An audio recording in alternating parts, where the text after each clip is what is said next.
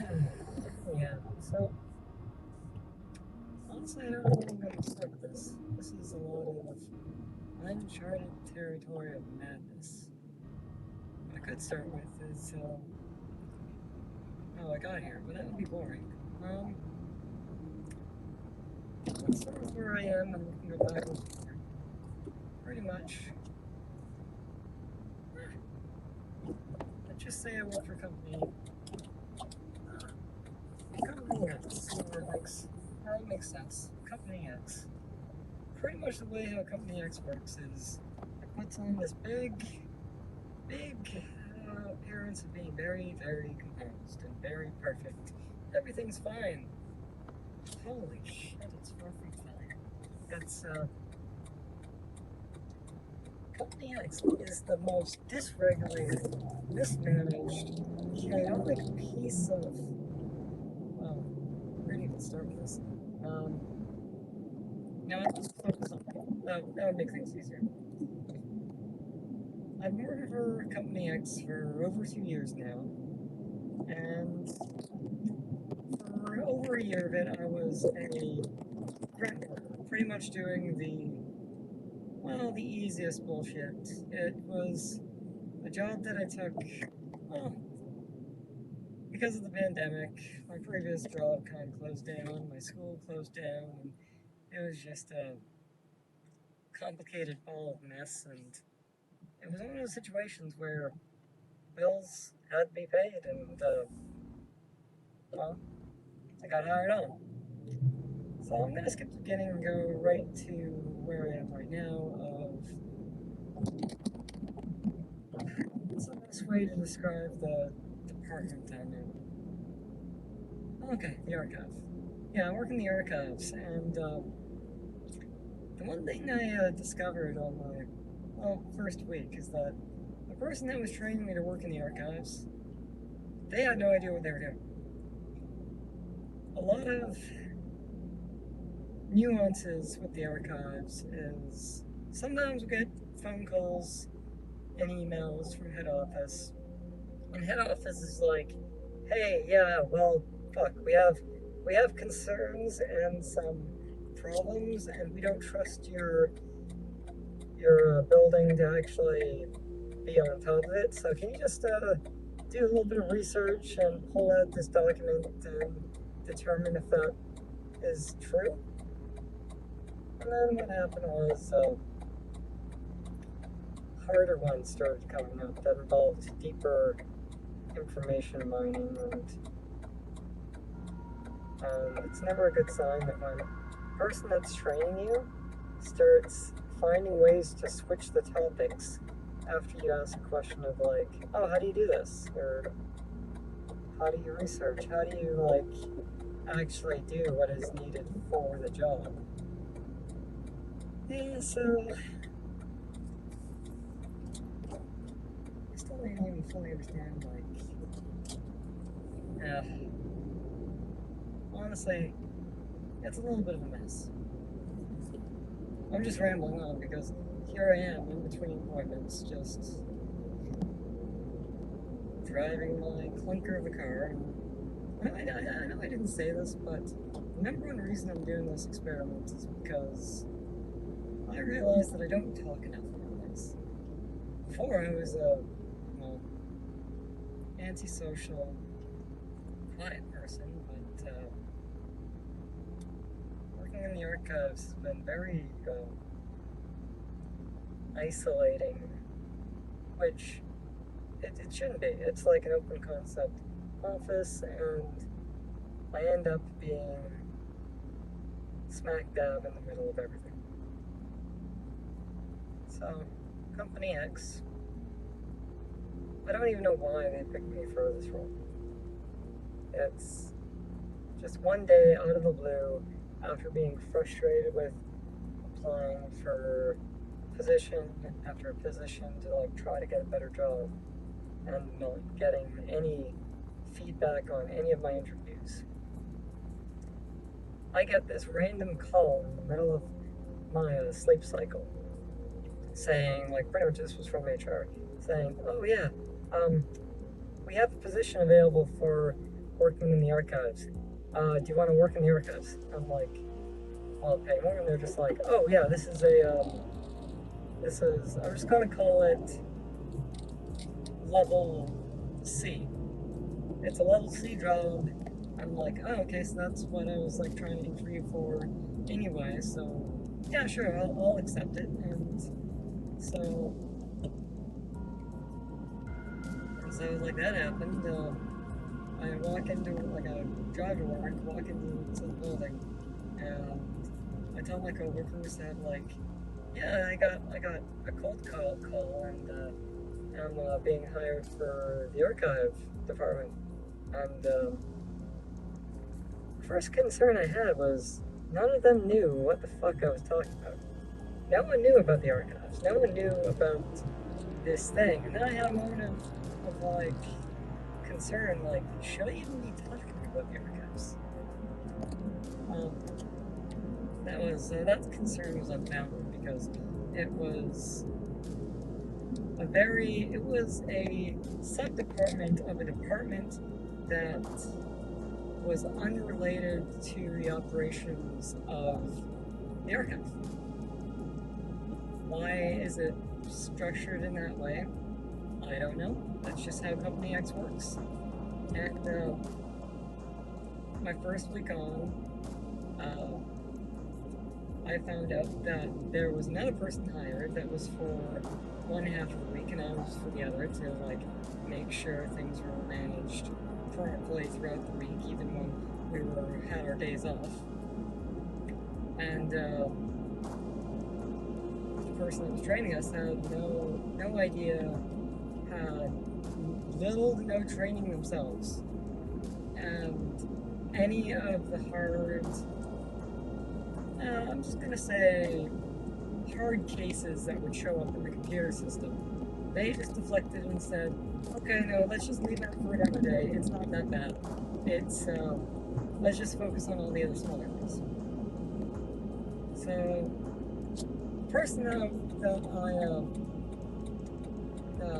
ended up working with in the archives, I was going to call them Jane.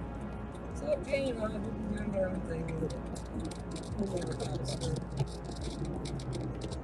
for 8 months now. And the company made multiple mistakes. First mistake, Jane and I operating and manage the archives. Mistake number 2. Giving us time to catch our breath and identify stuff in the archives. Mistake number 3 is the reason why they sent under-trained people into the archives is because the archives kept all the documents ever done in secret that Company X has. And it's more of that oh shit moment. That they're trying to protect their secrets by putting someone that they think will do a horrible job. It's like, oh, well, I felt insulted at first. Until I started to do the grunging in the archives when things were under control, doing the best you could with, like, dealing with the active EASE tool,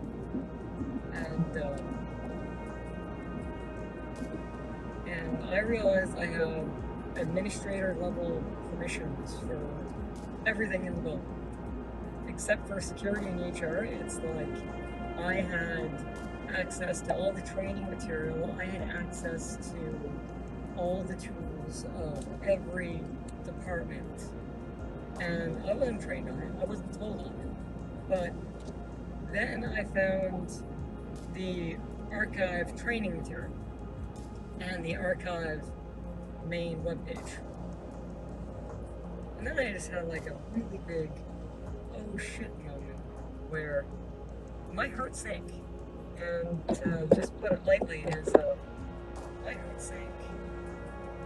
But it started to boil in rage because I realized that for about 6 weeks, me and Jane were doing what we could with managing the mistakes that were left to us in the archives, and realized that the person that trained us only trained us on half the job.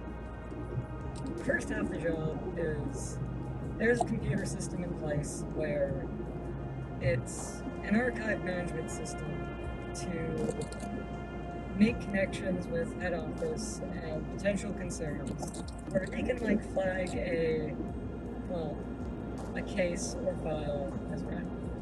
So what they do is they mark it red and it shows up in this tool. So that doesn't sound too bad.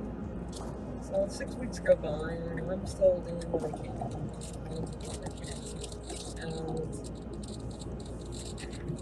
a couple of these cases were opening up that involved me to hunt down old files. And filed stored in the main archive office, which I found a little odd to tell you the truth. But all these old archive files from like 2-3 years ago, they always had the same number sticker. And that number sticker, after I realized what it was, I was like, oh, fucking hell, there's something about this system I don't know. So what ended up happening is I did a little bit of research. Going back to Company X's second mistake. So I did some research, and the reason why the archive has access to all the tools and access to all the training material is because the archive is supposed to fact check and help correct outdated documents in a way. So that brings me to the next problem. The archive office, like the main office, we had a bunch of shelves, and there were things that were like collecting dust, full on collecting dust, and we haven't had time to even like look at the stuff or read documents or figure out like why there are things just on shelves. And it's like, when you're in panic mode and you're just busy with dealing with what is there, and you don't even want to think about it or even put time or resources into trying to understand what some little sticker is or what something is like trying to mean. But we got caught up and I started understanding it. And I found out that the archive system had two versions. There's one which is like the active archive system, where head office flags files as red and says it's like the red phone in any. It's like the red phone of problems, where it's the direct line to the president or like the direct line to some important resource, where when they call you, you have to jump, you have to make it work. And we've been operating on that tool for so long that it didn't even occur to me, or even Jane, that was supposed to be the emergency system. That was supposed to be the head office is really fucking pissed off, and we have to fix it right away. So imagine this scenario. Pretty much, the entire house is on fire, the phone is ringing, the mailbox is all full, and you're just like flooded with so many phone calls that you're not even checking the mailbox. You're not checking your email, you're not checking the mailbox, and things just end up being forgotten. Bills become forgotten, things are just like, they don't get done because what happens is you're busy dealing with problems. And after I realized this big, colossal fuck up of madness of two systems, the active and passive archive system, and realizing the level of power I had and the permissions and what I was supposed to do to fix things, I just kind of said, well, I'm supposed to have a manager. My manager doesn't know what I'm supposed to do. So, surprise, surprise, I'll just operate as my own manager and start pissing off everyone. And when I say pissing off everyone, I mean it's one of those situations of every department has a certain budget for the amount of people they can hire and manage at each time. For the longest time, they were using the archives as the auxiliary battery of siphoning extra funds pretty much out of the archives. And put an undertrained person in the archives so they could have the excuse of saying, okay, yeah, we'll pull you out of the archives, you have to help with this and this, but you're still going to be working and paid through the archive department. Jane and I didn't like that. So, there was one major fuck up that I really put my foot down and made so many other managers just shocked and also scared, because it was like a meeting where there's a microphone and each department is supposed to give updates on their stuff. And this is how, like, the upper level people that run the building, like, this is how they gather their information and make decisions on, like, how to move forward, what needs to happen. And because the archives doesn't have a manager, I just, like, opted into saying, like, fine, I'll go check the meeting. No one took me seriously for, like, the first 15 minutes, because it was like, okay, so we just have a level C individual at this meeting. We'll talk about our own stuff. It's completely fine. I started talking about the archives, and I forget who cut me off, but they said something along the lines of, but the archives are easy, you're just supposed to catalog and close the concerns of, like, what's in the archive computer system. And then I just, like, had this very professional snap moment of, I flagged for the microphone, I waited for guys and, like, give me the microphone. I pulled out some papers that I had, so, like, just in case in this exact scenario.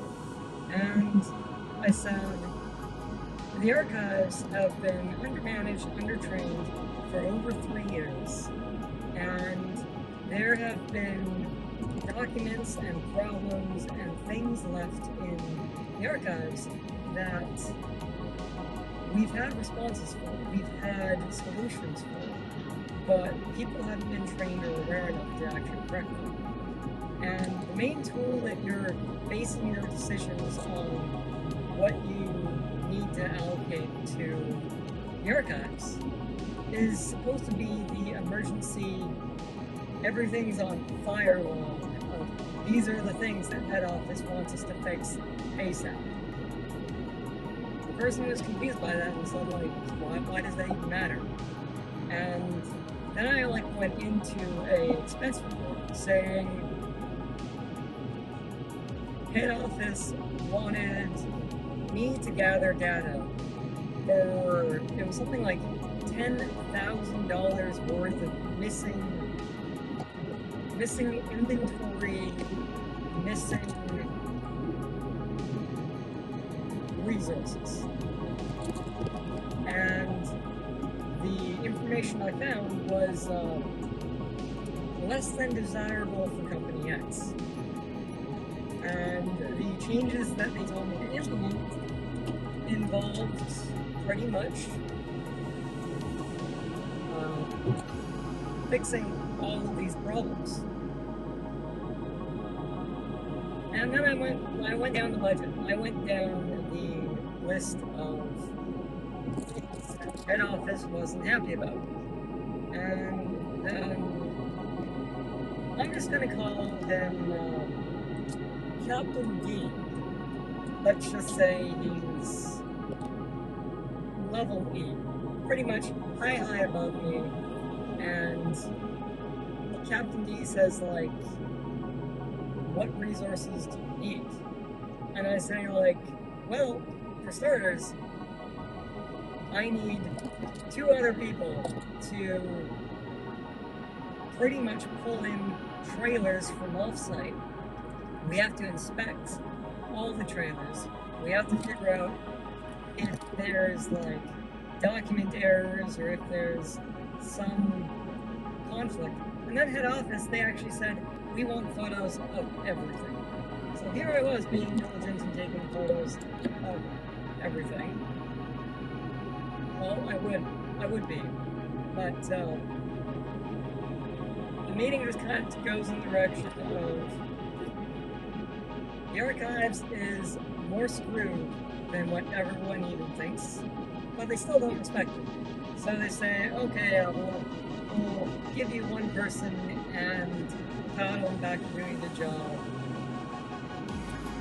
And I start pretty much tearing apart the main office, taking items off the shelves. And the fun thing about working with documents that have been express shipped and or like boxes that have been shipped from other places to Company X building that I'm in is the tracking numbers and the shipping labels, because all of that stuff, it actually keeps track of when it was shipped, when it was received, was it sent to the right building, because there's been a long history of Company X has multiple buildings, and sometimes someone is lazy and will put the mailing address to the right building, but because the name is so similar and because of so many various logistical reasons, it ends up somewhere stupid.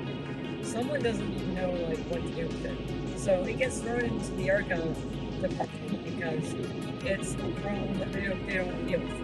So that's why it's like the archives or the company's dirty little secret. It's all of their major mistakes and minor mistakes that people aren't trained enough or even have the time to go back and look at what went wrong and how to fix it. So here I am, training myself on how to do a job with very minimal incorrect training. I'm also providing training to Jane, where like we're helping each other, and it's madness. And the fun thing about working in the archives is that like no one knows what I'm supposed to be doing. And it's, well, it's a lot of, I should have a manager, I should have someone that understands what I do, but I don't. Jane doesn't. It's, we get a lot of smiles and a lot of nods, and we get that pat on the back, good job for finding that. But for managers, we just kind of stick around and do our own thing. So keep that in mind. But there are bad days and there are good days, and when everyone else is saying, oh yeah, it's a slow, easy day, all of this stuff is going wrong, but because it's going wrong, we can just like sit on our thumbs and just like pretty much talk on our phones and like not really do anything much. However, the archives, we don't deal with the same goals or the same information as the rest of the world. How to put it this way? All departments, they measure success through distance. And it's like, okay, yeah, that's fine. This company moved, like this department moved 10 kilometers this way. This department moved this far forward, and this department moved that far forward. And like that's how the seniors really figure out what to do. The archives, we measure our success by the weight of the work that we get achieved. However, the weight of the work that we achieve, we can have one thing on the list, but that one thing, that one annoying thing, it can take one day, or it can even take multiple days, or even a week. And it's harder for leaders higher up the chain to even know what are we even doing. We had one thing on the docket, why couldn't we complete that in the one day? But they don't understand that one thing. It breaks down into like 50 or 40 smaller things that then we have to run around, research, and discover.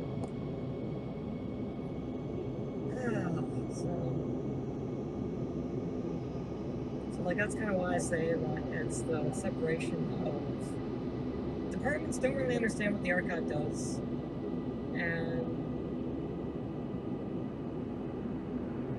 the archive knows what everyone is supposed to be doing because we have access to the training material. Yeah, we have access to the training material, so we can train ourselves to figure out what they did wrong. So here I am, a level C individual that is running around talking to level D and E people, telling them about their mistakes and the direction that we need to go in. People are confused. They don't know who I am. They just see me as the chaotic person in the office that's just always running around. It's like,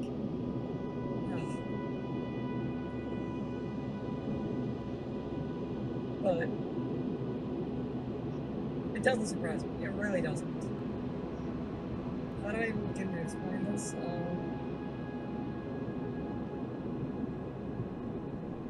3 months into working my level C role in the archives, I went to a meeting. This meeting, it was just like any other meeting.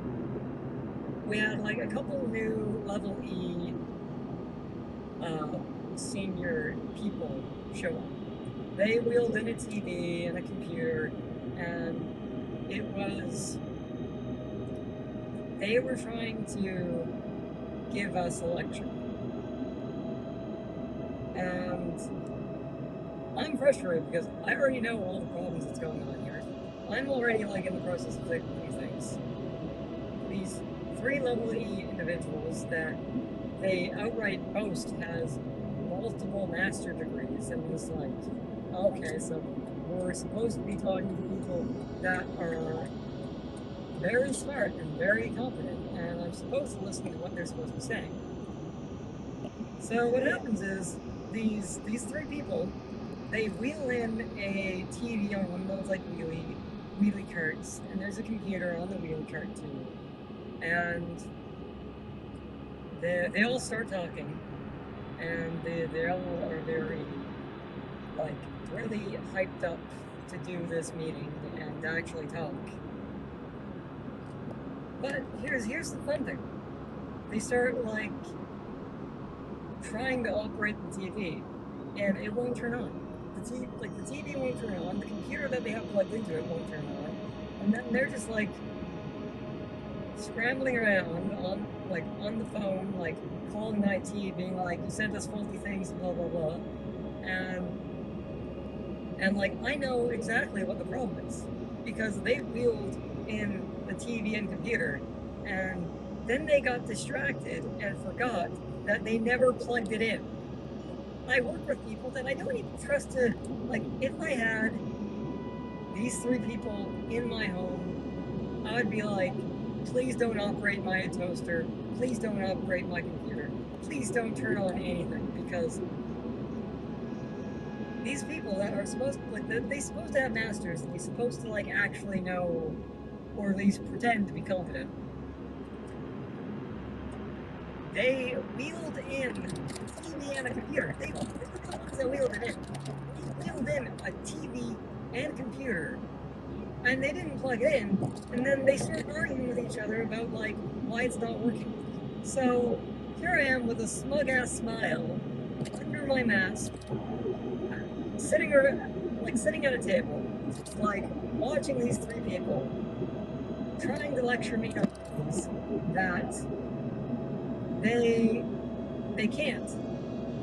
So they call in the IT person, and the IT person starts talking to them like, I'm still watching this hilarious show of like of just comedy, and it, like, that's the only way I can describe it. It's like a comedy skit. I'm watching this, and the IT person, they try to press the on button. They try to, like, turn on the TV and, like, um, press buttons and stuff. They flip the switch from the back of the computer and flip it back on. But they're like, okay, yeah, we'll, like, throw this away and we'll bring you a new one in like 30 minutes. I'm like, they're all happy because it's like the meeting will end by then. And I'm still watching this, and I just, like, stand up out of my desk and, like, the table, and the chairs, they make this, like, squeaking sound on the floor.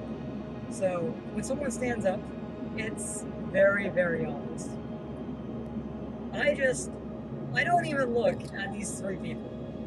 I don't look at the people with the masters. I don't look at the IT person. I just kneel down onto the ground.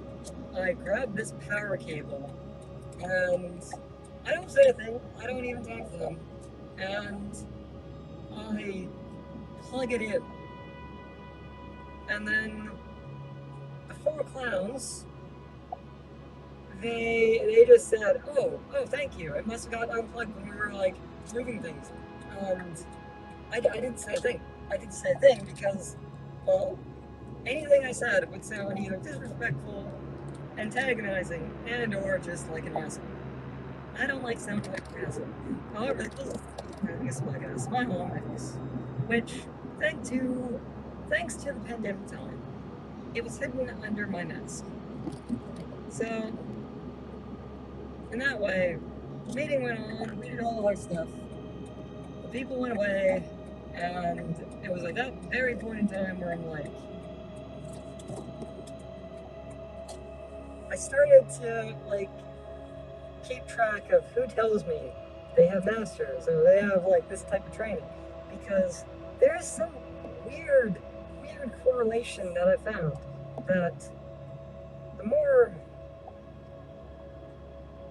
education and more prestige training that they claim to have, the more detached they are from actual awareness and commentary of how to help themselves. It's that they get so used to getting someone else to fix something for them that they don't understand the very simple philosophy of, oh, you move an electronic from one building to another, or move an electronic from one room to another. Okay, so that might mean, yeah, let's just remember to plug it in when you get set up for this meeting. But no, and it's just, I don't know. It's, unfortunately, this is the end of the bunny driving rant. Honestly, I don't know how this is gonna look, or how it's gonna sound, or even if it's gonna be good. But we'll probably do something with it. I just need to talk more, and I'm going into a meeting, and I'm just, like, overall, I'm tired of functioning for other people. Well, time to walk into the building. Thank you for listening.